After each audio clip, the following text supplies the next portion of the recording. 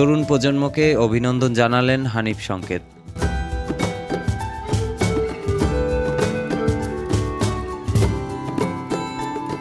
বাংলাদেশ থেকে শেখ হাসিনার নেতৃত্বে আওয়ামী লীগের নজিরবিহীন দুঃশাসন ও স্বেচ্ছাচারিতার অবসান ঘটেছে।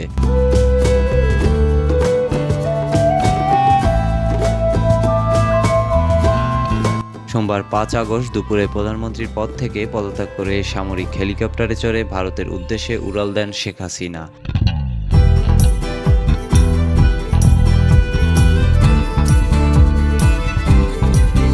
এ সময় বিজয় উল্লাস করতে দলে দলে নেমে আসে দেশের সকল পেশার সাধারণ মানুষ। ছাত্রদের সঙ্গে সংহতি প্রকাশ করেছিলেন দেশের তারকা থেকে শুরু করে সাধারণ জনগণ।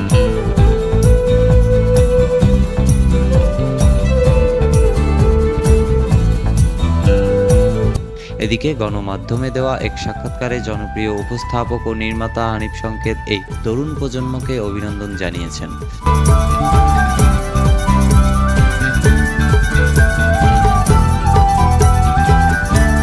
তিনি বলেন, এই তরুণ প্রজন্মকে অভিনন্দন জানাই যাদের প্রাণের বিনিময়ে আমাদের বিজয় হলো।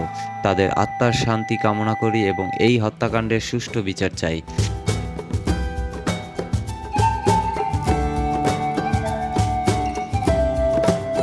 ৫২, ৬৯ ও ৯০-এর মতো ২৪ সালেও গণ আন্দোলনেও নেতৃত্বে ছিল ছাত্ররা। কখনোই ছাত্রদের আন্দোলন পরাজিত হয়নি।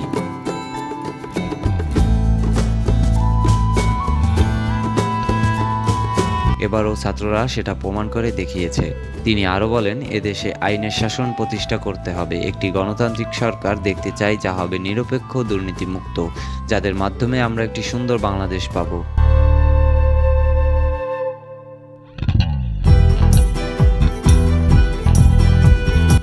এদিকে চাঁদপুর সদর উপজেলার লক্ষ্মীপুর মডেল ইউনিয়ন পরিষদের আলোচিত বালুখেকো খ্যাত চেয়ারম্যান সেলিম খান ও তার ছেলে নায়ক শান্ত খান গণপিটুনিতে নিহত হয়েছেন।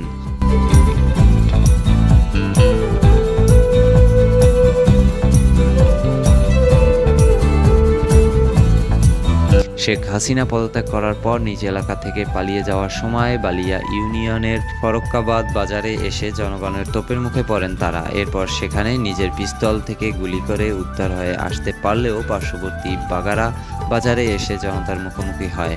তারপর সেখানে জনগণের পিটুনিতে নিহত হন সেলিম খান ও তার ছেলে শান্ত খান।